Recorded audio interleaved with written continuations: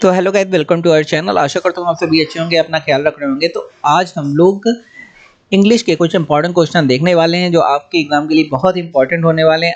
I hope आप सभी का जो एग्जाम है बहुत ही अच्छा जा रहा होगा, क्योंकि पेपर भी बहुत ही अच्छा आ रहा है।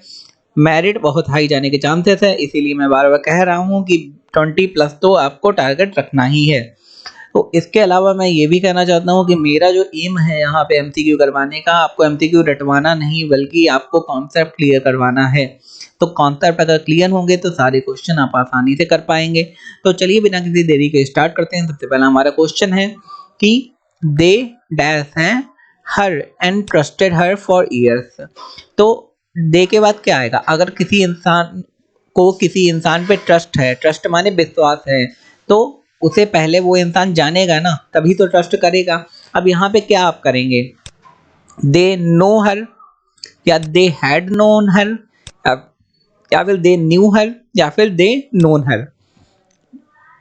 देखो, फर्स्ट फॉर्म होती है नोन, सेकंड फॉर्म होती है न्यू, एंड थर्ड फॉर्म होती है नोन। अब यहाँ पे आपको बताना है कि क्या हो सकता है। अब अगर ये बात हो रही है कि ट्रस्टेड हर फॉर ईयर्स, उसे सालों से विश्वास करते थे उस पर, ट्रस्टेड हर फॉर ईयर्स, तो ये जाहिर सी बात पहले की बात हो रही है, सिंपल सी बात है। तो यहाँ पे क्या हो जाएगा? अगर पहले की बात हो रही है तो पहले के लिए क्या फर्स्ट फॉर्म लगेगी? नहीं लगेगी, क्योंकि पहले अगर पास्ट की बात हो रही है तो वो टेंस भी पास्ट का होगा। अगर पास्ट का टेंस है तो वहां पे क्या लगना चाहिए? अगर वो पास्ट का टेंस है तो वहां पे सेकंड फॉर्म लगनी चाहिए, मतलब कोई पास्ट इंडेफिनिट, पास्ट परफेक्ट, ऐसा कुछ आना चाहिए। तो ये प्रेजेंट का नो है, क्योंकि फर्स्ट फॉर्म तो ये तो हटा ही देंगे। उसके बाद हैड नोन, क्या हैड नोन हो सकता है? दे हैड नोन, कोई मतलब निकल रहा है इसका? ये हो गया पास्ट परफेक्ट है, पास्ट का होना चाहिए, लेकिन कोई गलत आप जो भी टेंथ है वो नहीं लगाएंगे, तो ये भी रॉन्ग हो जाएगा। दे न्यू या फिर they noun, singular noun, singular third form हो सकती है क्या? नहीं हो सकती, उसके साथ हैड लगना चाहिए, लेकिन हैड तो इसमें फिट ही नहीं बैठ रहा है, तो फिट क्या बैठ रहा है? न्यू। तो यहाँ पे करेक्ट क्या हो जाएगा? They knew her and trusted her for years, वो उसे जानते थे और उसके ऊपर सालों से विश्वास कर रहे थे। ठीक है, अगर कोई सालों से विश्वास कर रहा है तो अभी तो नहीं जाना होगा तुरंत, वो पहले से जानता होगा, तो उसमें पास्ट टेंस लगेगा। आगे देखते हैं, चलिए। Every morning she dash up early and get ready for the work. Her morning में वो क्या करती है? यहाँ पे शी के बाद क्या हो जाए? कोई बेकिंग, मतलब उठती होगी और फिर जल्दी से अपना काम निपटा लेती है। तो यहाँ पे हर मॉर्निंग के बाद क्या आएगा? शी के बाद क्या आना चाहिए बताइए? She is waking, she has woken, she had woken, या शी वेक्स। तो एवरी मॉर्निंग के बाद क्या आएगा? ये सिंपल सा क्वेश्चन है, आप जल्दी जल्दी अगर आपको आता है तो कमेंट सेक्शन में बिल्कुल बताइए। तो every morning she is waking, is waking क्या यहाँ पे बन रहा है? हर मॉर्निंग वो जल्दी उठ रही है। इज वेकिंग माने तो यही होगा प्रेजेंट कंटीन्यूअस, उठ रही है, तो ये तो नहीं यहाँ पे बनेगा, तो सिंपल सी बात है, ये तो यहाँ पे हट जाएगा भैया, ये नहीं होगा। आगे, every morning she has woken, वो उठ चुकी होती है, ये भी नहीं बनेगा भाई, प्रेजेंट परफेक्ट टेंस है। हैड वोकन, वो उठ चुकी होती थी, भाई अभी की बात कर रही है, तो डेली की बात है, तो वहां पे प्रेजेंट परफेक्ट भी नहीं आएगा। एवरी मॉर्निंग शी वेक्स, ये सही बन रहा है कि एवरी मॉर्निंग, हर मॉर्निंग वो उठती है। उठती है, ता है, ती है, किसमें आता है? प्रेजेंट टेंस में, प्रेजेंट इंडेफिनिट या फिर सिंपल प्रेजेंट टेंस में। और सिंपल प्रेजेंट या प्रेजेंट इंडेफिनिट में क्या लगता है? यस या ईएस, यहाँ पे ईएस लगा है। सबसे फिट जो बैठे आपको वही करना है, और जो मीनिंग निकालना हो, तो जैसे every morning she wakes up early and get ready for the work, her morning वो जल्दी से उठ जाती है और काम के लिए जल्दी से तैयार हो जाती है। आगे देखते हैं हम लोग अपना नेक्स्ट क्वेश्चन। तो नेक्स्ट क्वेश्चन हमारा कह रहा है कि पीपल डैश है वॉक ऑन ग्रास, तो जो लोग हैं वो ग्रास में वॉक करते हैं, वॉक माने टहलते हैं। तो यहाँ पे क्या होना चाहिए भाई? पीपल कुडेंट, नहीं टहल पाते हैं, या नीडेंट, नहीं उन्हें टहलना चाहिए, या फिर मस्ट, टहलना चाहिए ही चाहिए, मतलब मस्ट नॉट, मतलब टहलना बिल्कुल नहीं चाहिए, या मे नॉट। देखिए, आप सबका मीनिंग समझते हैं सबका। देखिए, कुडेंट का मीनिंग क्या होता है? कि लोग सकते नहीं है, लोग टहल नहीं सकते हैं, तो ऐसा कोई मतलब नहीं है भाई, ग्रास के ऊपर तो घास के ऊपर कोई भी टहल सकता है, तो ऐसी कोई कंडीशन ही नहीं बनेगी किसी से आप कह पाएंगे आप ग्रास के ऊपर, मतलब घास के ऊपर नहीं टहल सकते हैं। आगे, नीडेंट, उन्हें नहीं टहलना चाहिए, भाई ग्रास के ऊपर नहीं टहलना चाहिए, ये तो बन रहा है, लेकिन इसके अलावा भी क्या हो सकता है कुछ, मे नॉट।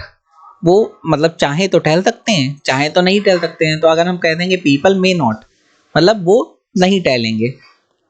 तो मे तो किसी से आग्रह करने के लिए कहा जाता है ना, मतलब उस कंफर्म नहीं है आपको कि लोग टहलेंगे कि नहीं टहलेंगे ग्रास पे, तो उस कंडीशन में हम लोग में लगाना है पीपल, मतलब वो लोग कल ग्रास पे टहल भी सकते हैं कि नहीं। और उसके अलावा लगा है मस्ट नॉट, वो नहीं टहलेंगे या फिर उन्हें नहीं टहलना चाहिए। मस्ट माने ये कंपल्सन कर दिया जाता है, जरूरी कर दिया जाता है। तो अगर यहाँ पे है और यहाँ पे जो सबसे करेक्ट आपको भरना है, तो वो यहाँ पे आएगा मस्ट नॉट। लोगों को वैसे तो ग्रास में टलना, वही घास में टलना अच्छा ही तो माना जाता है, लेकिन क्योंकि यहाँ पे कंडीशन ही ऐसी थी कि सब में नॉट लगा है, तो आपको सबसे अप्रोप्रिएट यहाँ पे फाइंड आउट करना है कि कौन सा होना चाहिए।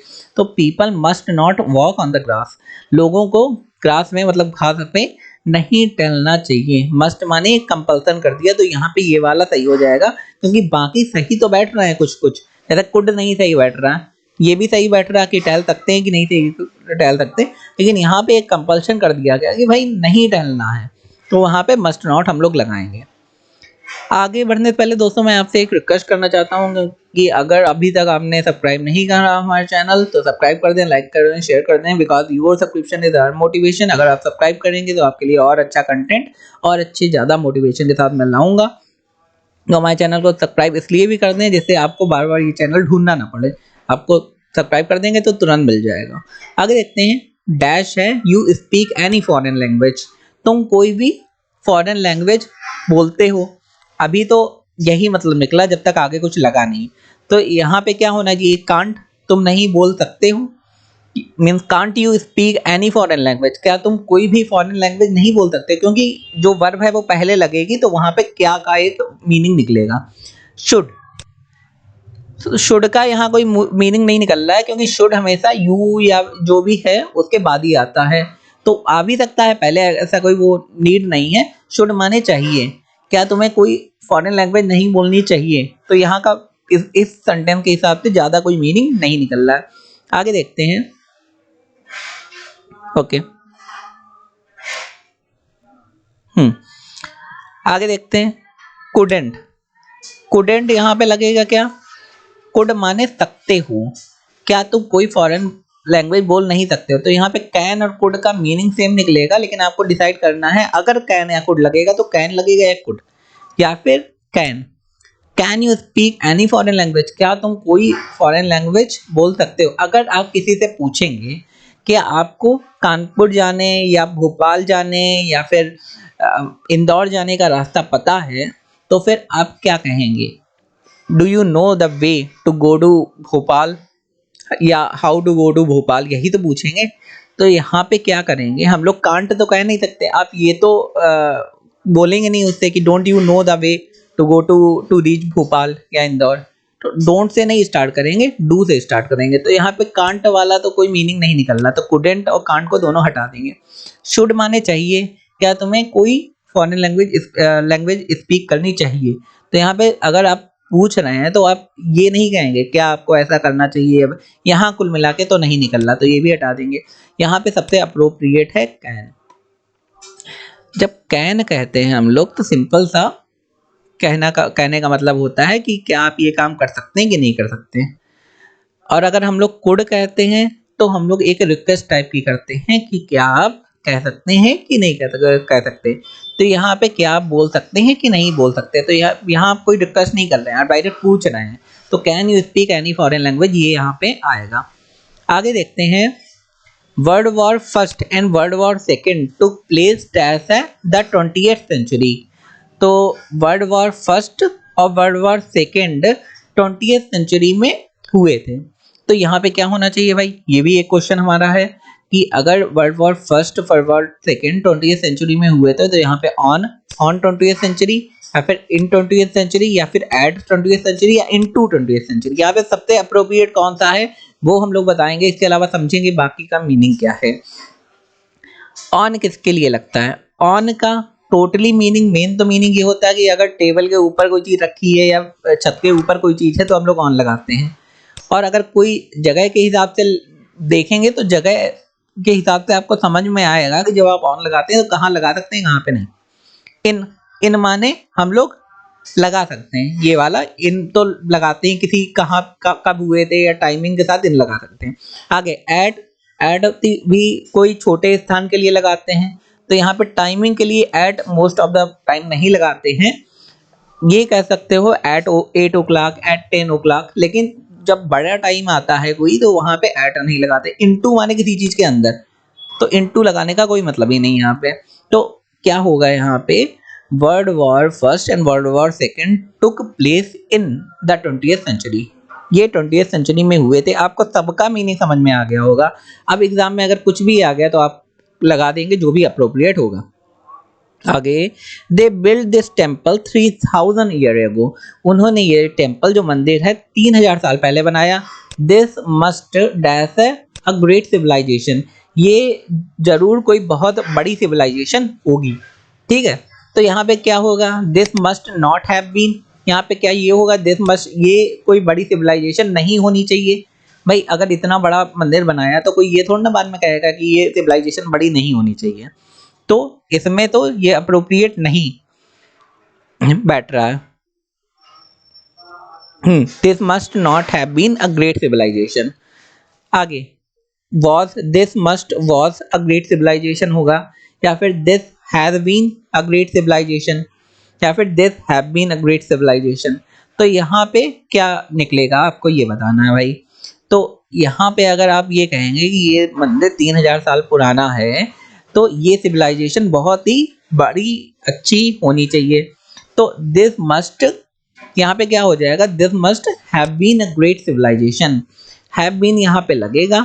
क्यों लगेगा, क्योंकि जब कोई चीज होती है या कोई चीज आपके पास होती है या कोई चीज पहले हो चुकी है तो उस कंडीशन में हम लोग हैव बीन लगाते हैं। हैव बीन यहाँ भी लगा है लेकिन यहाँ पे नॉट लगा, उसका कोई मीनिंग नहीं है। दिस मस्ट वॉज, कोई मीनिंग नहीं निकल रहा है। दिस हैज बीन, लेकिन इस कंडीशन के साथ हैज नहीं लगाते, हम लोग हैव लगाते हैं। तो यहाँ पे हो जाएगा this must have been a great civilisation. आगे देखते हैं। I wanted to go to the park dash may mother refused. तो मैं पार्क जाना चाहता हूँ, तो यहाँ पे क्या होगा, बट माई मदर रिफ्यूज, लेकिन मेरी मदर ने मना कर दिया। तो यहाँ पे क्या होगा, बट और सो एंड। तो जो मोस्ट अप्रोप्रिएट है वो तो आपको लगाना ही है। तो यहाँ पे क्या होगा, मैं पार्क जाना चाहता हूँ और, या मेरी मदर ने मना कर दिया, ये तो बिल्कुल नहीं। मैं पार्क जाना चाहता हूँ सो, इसलिए मेरी मदर ने मना कर दिया, ये भी नहीं निकल रहा है। मैं पार्क जाना चाहता हूँ और मेरी मदर ने मना कर दिया, ये भी नहीं निकल रहा है। मैं पार्क जाना चाहता हूँ, कॉन्ट्राडिक्शन बन रहा है, बट माई मदर रिफ्यूज, लेकिन मेरी मदर ने मना कर दिया, तो ये वाला हमारा करेक्ट हो जाएगा। आगे देखते हैं question. Change the active voice in the passive voice. Active passive आ गए जो बहुत इंपॉर्टेंट आपके एग्जाम के लिए। मैं वीडियो बना चुका हूँ एक्टिव पैसिव में, काफी सारे क्वेश्चन मैंने करवाए हैं, तो वो भी आप देख सकते हैं। तो यहाँ पे दिया, I will clean the house every Saturday, the house dash by me every Saturday. मैं हर सैटरडे को अपना हाउस जो घर है क्लीन कर दूंगा, हर सैटरडे को। डैश है मतलब फुल स्टॉप है, द हाउस डैश है, यहाँ पे क्लीन होगा बाई मी एवरी सैटरडे।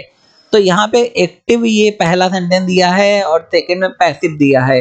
तो जब हम लोग एक्टिव से पैसिव, यहाँ इतना समझ लीजिए, यहाँ पे एक्टिव है उसके बाद पैसिव है। जब हम लोग एक्टिव से पैसिव बनाते हैं तो भाई जो ऑब्जेक्ट होता है उसे तो स्टार्ट करते हैं। यहाँ पे I will clean the house every Saturday में ऑब्जेक्ट कौन सा है, द हाउस है, तो द हाउस से स्टार्ट करा मैंने, ठीक है। द हाउस, उसके बाद क्या आ जाएगा भाई, द हाउस के बाद क्या लगा है, वर्ब विल लगी है, मतलब फ्यूचर इंडेफिनिट टेंस है। तो यहाँ पे जब पैसिव बनाते हैं तो फ्यूचर इंडेफिनिट का फ्यूचर कॉन्टिन्यूअस में कन्वर्ट हो जाता है। तो यहाँ पे हो जाएगा द हाउस विल बी, आगे क्या हो जाएगा, जब हम लोग एक्टिव से पैसिव बनाते हैं तो किस में चेंज हो जाएगा, विल बी क्लीन्ड बाई मी। आई किस में कन्वर्ट हो जाएगा, मी में, और एवरी सैटरडे का एवरी सैटरडे रहेगा। तो the house will be cleaned by me every Saturday. तो आपको आई होप समझ में आ गया होगा। अगर आपको किसी भी क्वेश्चन में कोई कंफ्यूजन है तो मुझे तुरंत कमेंट सेक्शन में बताइए, मैं आपका कंफ्यूजन दूर कर दूंगा। आगे देखते हैं। This must not happen again dash है, यू विल बी डिसमिस्ड। ये आगे इन फ्यूचर में नहीं होना चाहिए, अदरवाइज तुम्हें निकाल दिया जाएगा, यू विल बी डिसमिस्ड। तो यहाँ पे क्या हो जाएगा भाई हमारा, यहाँ पे हमारा और होगा, बट होगा, एंड होगा, सो हो गया। ये वही वाला क्वेश्चन जो मैं अभी आपको बता चुका हूँ, ये बस क्वेश्चन डिफरेंट है लेकिन बाकी जो आंसर है सेम है। तो आपको क्या सही लग रहा है यहाँ पे? This must not happen again, ये दोबारा नहीं होना चाहिए, और यू विल बी डिसमिस, नहीं तो तुम्हें निकाल दिया जाएगा। भाई यही तो सबसे करेक्ट है। बाकी अगर बट लगाएंगे तो उसका मीनिंग क्या होगा? लेकिन कोई मीनिंग नहीं निकल रहा। एंड लगाएंगे और, तो लगाएंगे इसलिए। तो यहाँ पे और सबसे सही निकल रहा है कि तुम्हें ऐसा दोबारा नहीं करना, नहीं तो आप दोबारा निकाल दिए जाएंगे, डिसमिस कर दिए जाएंगे। आगे लास्ट वाला हमारा क्वेश्चन है कि यहाँ पे if a is equal to b, अगर a b के बराबर है, b is equal to c, b c के बराबर है, डैश है a is equal to c, then a is equal to c क्या होना चाहिए? अगर हमारा a किसके बराबर है? a हमारा b के बराबर है, और b किसके बराबर है? b c के बराबर है। तो इसमें लिखा है a b के बराबर, b c के बराबर, तो भाई a c के बराबर होगा कि नहीं होगा? बिल्कुल होगा। तो यहाँ पे क्या लगेगा? Then so none of this. तो यहाँ पे क्या लगना चाहिए? यहाँ पे लगना चाहिए देन तब लगता है जब हम लोग कंपेयर कर रहे हैं। कि हम लोग यहाँ कंपेयर कर रहे हैं कुछ, मैंने कहा a b के बराबर, b c के बराबर, तो c a के बराबर होना चाहिए। तो बिल्कुल यहाँ कोई कंपेयर नहीं हो रहा है। जैसे हम लोग कहते हैं कि हम लोगों को अभी वहां चले जाना चाहिए, देन हम लोग वहां से मार्केट जा सकते हैं। तो वो वाले दिन में कोई कंपेयर तो नहीं हो रहा है, और वो वाला दिन होता है THEN। जब कंपेयर करते हैं तब THAN लगाते हैं। तो यहाँ पे लगाने का कोई मतलब नहीं है, तो यहाँ पे ये वाला दिन लग जाएगा। तो यहाँ पे हो जाएगा if a is equal to b and b is equal to c, then तब a is equal to c, तब a is equal to c होगा, क्योंकि बाकी दोनों बराबर है। तो आई होप ये हमारे क्वेश्चन थे, आई होप आपको बहुत इंफॉर्मेटिव लगे होंगे। बस एक रिक्वेस्ट है कि हमारे चैनल को लाइक शेयर सब्सक्राइब जरूर कर लें, जिससे हमारा मोटिवेशन बढ़े और अच्छा कंटेंट लाएं और आपको भी चैनल ढूंढने में कोई प्रॉब्लम ना हो। धन्यवाद।